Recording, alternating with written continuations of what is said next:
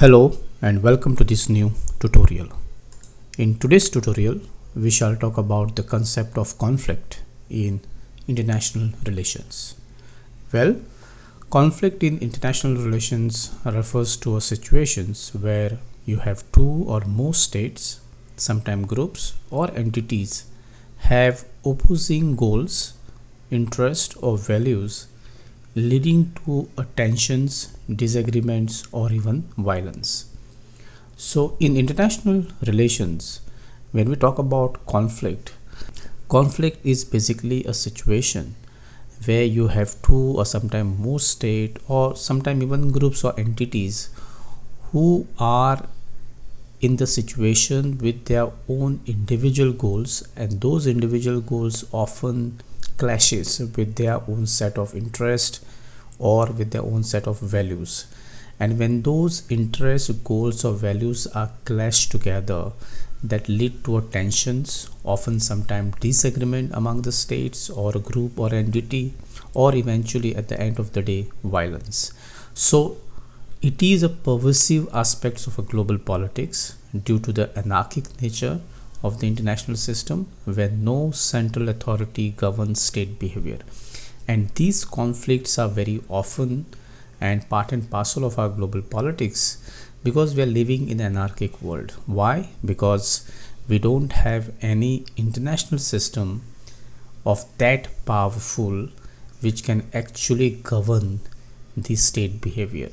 And therefore, because of this, every state has their own way of projecting their power, every way of their protecting their own sense of goals, interest, values, and therefore when they venture into protecting their national interests, it is very obvious that there would be some claims and counterclaims, and as a result you have scenario building up for a conflict which eventually ends with violence and destructions.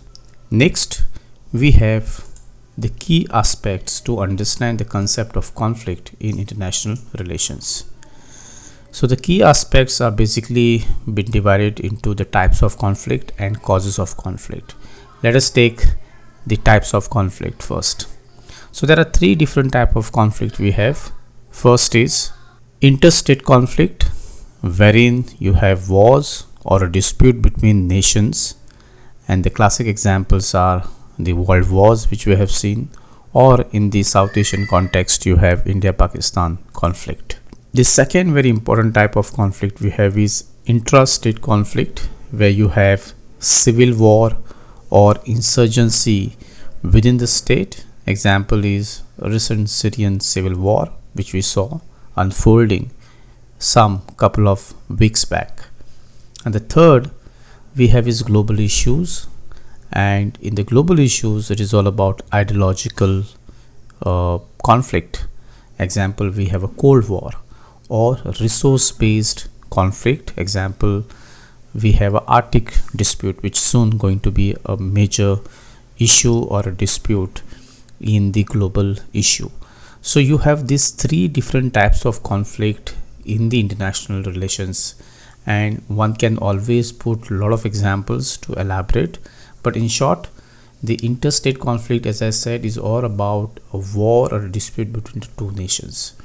And World War was a classic example, and there are many such examples you'll find where two states have clashed for their interest, for their goals, for their values, and often we have seen that such conflicts have ended up in a war. Similarly, the second important type of conflict is about intrastate conflict, where you have civil war or insurgency within your state. People with different ideas, people with different goals or values have clashed altogether for obviously the particular objective which they want to achieve, and as a result the entire state or a country fall for a civil war. And the classic example of recent is the Syrian civil war in our neighborhood. And in fact, the third issue is all about global issues, wherein the ideologies matters a lot. And in fact, the classic example is a Cold War, where we saw two great ideologies clashing indirectly in various parts of the world. The clash was largely between the capital or capitalist world, and on the other side you had a communist world, and both clashed over a period of time. In fact, the Cold War went on for more than 40-45 years since the end of the Second World War. And today, in the modern 21st century, we are also going to look at wars or global issues fought or based on resource. So resources are going to be a very important, and the classic example which is now building up is in Arctic. So Arctic dispute sooner or later going to be a big phenomena in the global issues, and these are the three very different types of conflict which we have right now when we talk about the concept of conflict in international relations. The second very important key aspect is causes of this conflict. So why the conflicts are causing, what are the important dimensions behind it, and we have four very important reasons as such why the conflict emerges. First, obviously, is a power dynamics, and in the power dynamics you have the competition for dominance or influence, which is again based on the idea of realism. And it's very known fact that every country in the world is aspiring to be a great power, and for that they will definitely going to use their dimensions or various characteristics in which to get into the competition for that dominance, and obviously they will try to build their influence. So power dynamics is a very important cause of conflict. Second, obviously, is economic factor, where resource scarcity or a trade dispute eventually leads to the conflict. We have seen recently the trade wars example between the US and China, and similarly you have a resource scarcities where countries are now tapping up more economic resources in their exclusive economic zone, and often we have seen that they have been claiming someone else's rights as well. And the classic example again here as far as the economic factor which could lead to conflict is a South China Sea, where we have a larger claim by the Chinese under the 9-dash line, which is also claiming certain territories and the rights of other countries which are also part and parcel of the South China Sea. So economic factor is another very important cause for a conflict. Third, you have a cultural and ideological differences, where clashes often takes place because of the value, religion, or a political system. And again, we have various examples how the two groups or two ethnic groups culturally, maybe with some sort of a differences, have clashed over the idea of a value, over the idea of their political system, religion, and obviously for the economic gain as well.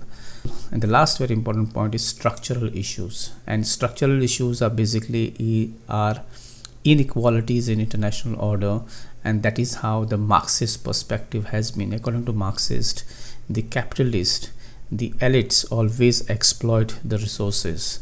They takes the bigger share of the profit, and the labor and the workers who are working in the factories eventually end up with nothing, and that actually leads to the inequality in the international order. And eventually there would be a revolution, there would be a rebellion to take those rights or to take those benefits. So these are the four different reasons through which a conflict can emerge in our international relations. So in short, power dynamics, economic factor, cultural and ideological differences, and structural issues could be a reason or a causes for the conflict in international relations. Moving on, you have the last very important point, that is the characteristics of conflict in international relations. So what are the characteristics of the conflict in international relations? So there are 8 very important characteristics. So let us quickly go through these 8 characteristics. First we have is inevitable and universal. Conflict is a natural and inevitable aspects of interaction in the international system due to competing interest. What does it mean? It means that we are living in an international system where we cannot avoid to have a conflict. Conflict are very much part and parcel of our system. We may try our best to neutralize some of the conflict, but it does not mean that man and a nation state will never go for a conflict. As we discussed in the types of conflict and the causes of conflict, it is very much visible that conflict is inevitable, it is universal, and therefore nation state international system have to find space and navigate through this chaotic or anarchic situation to secure their interest. And therefore when they go for their interest, you often have a competing interest colliding with each other. Second very important characteristic is dynamic nature. Conflict can escalate, de-escalate, or transform over time based on circumstances, actors, strategies, and external influences. So the dynamics of the conflict is the dynamic nature of a conflict is very different. We have so many examples of conflict which we have seen in the recent past or in the contemporary, that a conflict may escalate to some level, conflict may de-escalate, or it may transform over a period of time, and the reason for transforming that conflict are basically because of various circumstances. Sometimes it depends on the actor, how that actor is trying to push forward his own agenda. Again, it depends on the strategies, what kind of strategies a nation has adopted, right? And there are also external influences. The classic example here is look at the example of Ukraine and Russia war, or Israel and the Gaza war, right? So we have seen that tensions have escalated, then gradually it got de-escalated, it has transformed. In fact, entire conflict, if I give an example of Ukraine war, it has transformed from a traditional battles to a trench warfare, from trench warfare to you have now drone technology coming in, you have actors involved in that war, there are strategies which have been planned out, and there are also external influence in those wars. So therefore conflict is always dynamic in nature, and therefore it is bound to escalate or de-escalate. Third very important characteristics of international relations as far as the conflict is concerned is diverse causes.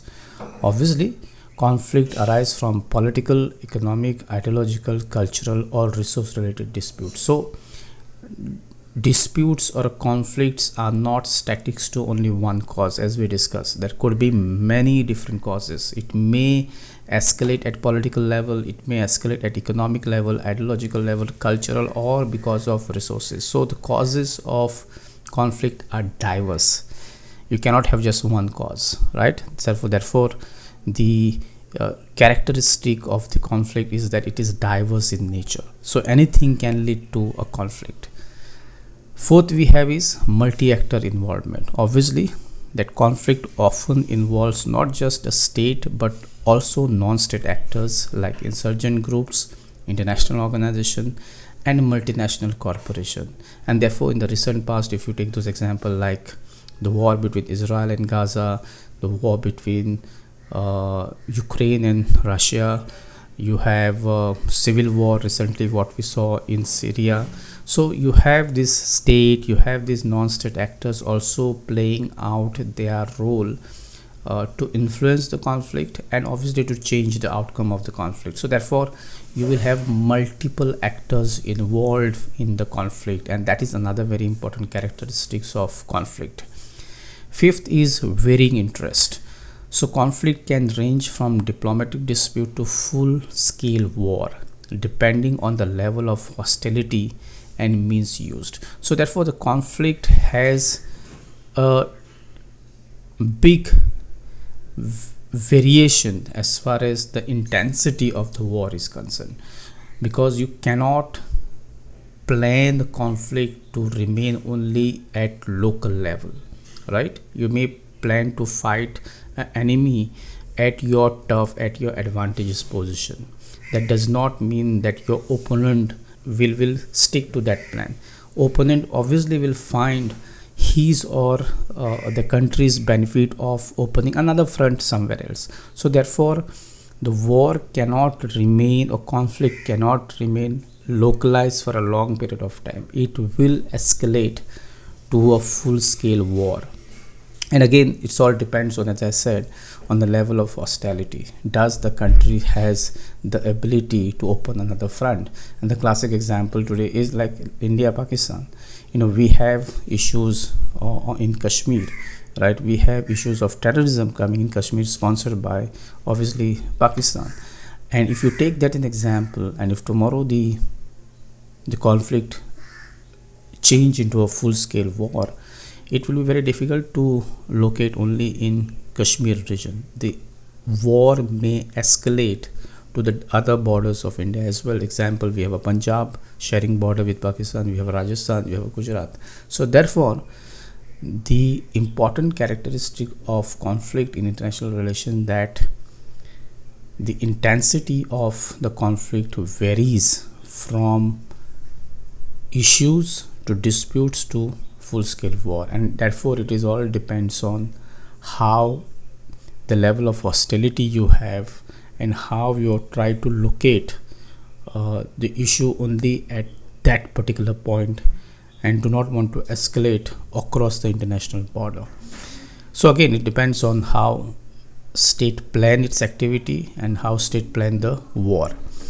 Next is power struggle. Most conflict revolves around the competition of power, dominance, or control over resources or territories. So again, when we talk about conflict, when we talk about power struggle, these conflicts are always around the power dynamics. It's all about dominance, dominating another country, or you want to control the resources or the territory. And again, most of the conventional conflict between the nations revolves around these dynamics. Next is impact on international stability. Obviously, once you have the conflict can destabilize region, disrupt political trade, and lead to humanitarian crisis. And all the wars have shown us that the region get destabilized. There are issues with the global trade, and hundreds and millions of people as a refugee moves away from that country and create a humanitarian crisis. And again, the classic example is Syrian refugee crisis, what we saw in the last decade. And the last very important characteristic here is potential for resolution. So yes, while conflict are persistent, they are not perpetual and can be managed or resolved through negotiation, mediation, and coercion. So end of the day, it does not mean that the conflict has a free hand or a free space. You need an initiative to resolve through negotiation, mediation, and coercion. So conflict can be controlled and managed. So these are the 8 very important characteristics of international relations, and in short, the concept of the conflict in international relations. I hope you have understood this concept, and I will see you soon in the next tutorial. Till then, take care.